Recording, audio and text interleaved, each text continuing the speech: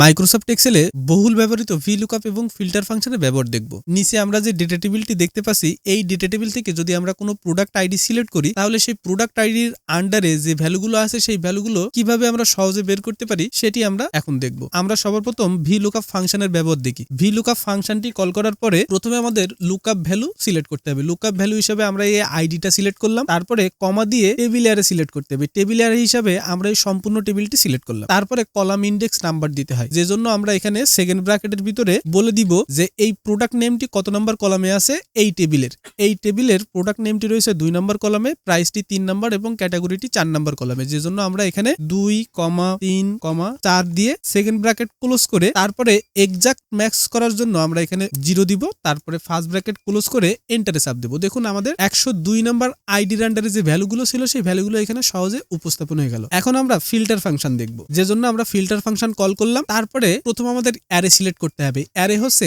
আমি যে আউটপুট গুলো চাচ্ছি সেইগুলো হচ্ছে আমার অ্যারে। যেহেতু আমি প্রোডাক্ট নেম, প্রাইস, ক্যাটাগরি এইগুলো আউটপুটে চাচ্ছি, যে জন্য ডেটা টেবিল থেকে আমি এই প্রোডাক্ট নেম থেকে শুরু করে ক্যাটাগরি পর্যন্ত সকল কলামগুলো সিলেক্ট করলাম, তারপরে কমা দিয়ে ইনক্লুড হিসেবে এই আইডিটা সিলেক্ট করলাম, তারপরে ইকুয়াল চিহ্ন দিয়ে যে আইডিটি রয়েছে 102 এই আইডিটি সিলেক্ট করলাম, তারপরে ব্র্যাকেট ক্লোজ করে এখন যদি কিবোর্ড থেকে এন্টারে চাপ দিই, তাহলে দেখুন খুব সহজে এই ডেটা টেবিল থেকে আমরা VLOOKUP এবং ফিল্টার ফাংশনের মাধ্যমে আমাদের নির্দিষ্ট ভ্যালুগুলো খুঁজে বের করতে পারলাম।